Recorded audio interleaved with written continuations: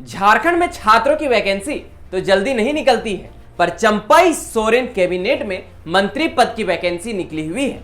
ऐसा हम क्यों कह रहे हैं, चलिए इस वीडियो में हम आपको विस्तार से बताते हैं। सोमवार को जेल में बंद आलमगीर आलम ने मंत्री पद और कांग्रेस विधायक दल के नेता के पद से इस्तीफा दे दिया है। आलमगीर आलम की इस्तीफा के बाद से एक तरफ चंपाई सोरेन सरकार में मंत्री पद खाली हो गया है और वहीं दूसरी तरफ कांग्रेस विधायक दल के नेता का पद भी खाली हो गया है। दोनों ही पद पर नियुक्ति होना है, इसके लिए कई विधायक आगे आ चुके हैं।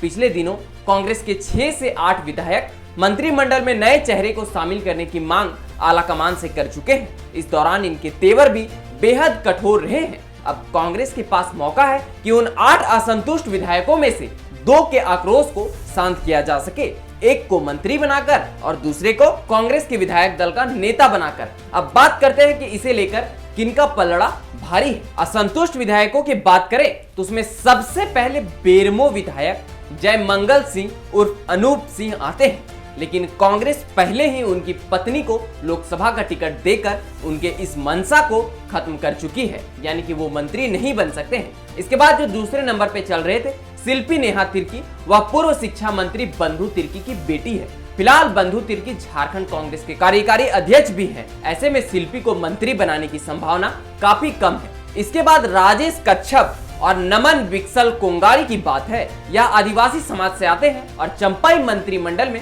कांग्रेस कोटे से पहले ही रामेश्वर उरांव मंत्री हैं।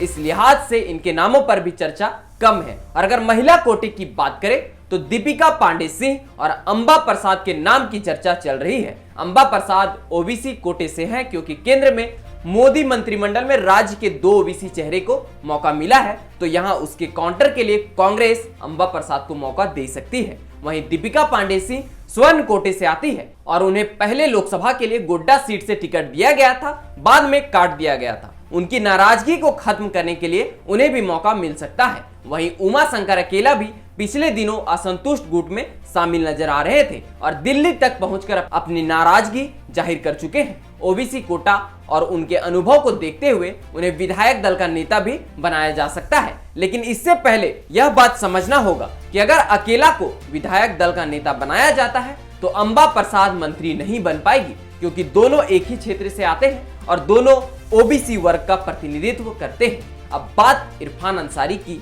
इरफान अंसारी संथाल क्षेत्र से आते हैं और मुस्लिम नेता हैं। मंत्रिमंडल में बदलाव को लेकर यह भी मुखर रहे हैं। इनके पिता फुरकान अंसारी कांग्रेस के सीनियर लीडर हैं और गोड्डा से सांसद भी रह चुके हैं और गोड्डा लोकसभा सीट के लिए दावेदारी भी पेश कर चुके हैं। वहीं जिनके इस्तीफे देने पर मंत्री और विधायक दल के नेता का पद खाली हुआ है, वह भी संथाल क्षेत्र से ही आते हैं और मुस्लिम नेता है। इस लिहाज से इरफान अंसारी का पलड़ा भारी दिख रहा है। हालांकि इस क्षेत्र से हफीजुल हसन मंत्री है, लेकिन वह झामुमो के कोटे से।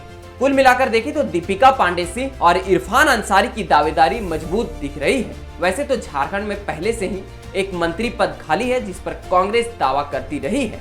अब एक और मंत्री पद खाली हो गया है। ऐसे में 2 मंत्री और 1 विधायक दल के नेता का पद खाली है।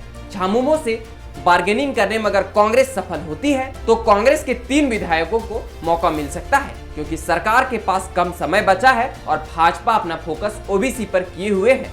दोनों केंद्रीय मंत्री इसी कोटे से बनाया गया है। ऐसे में कांग्रेस राज्य में स्वर्ण और भाजपा की नजरों से गिरे महतो वोटर को खुश करने के लिए रणनीति से एक मंत्री और नेता विधायक दल पर अगर काम करती है तो उनके लिए फायदे की बात हो सकती है। हालांकि अभी देखना होगा कि कांग्रेस की रणनीति क्या है, क्योंकि पासा किसी की ओर भी पलट सकता है। तो बस आज के लिए इतना ही।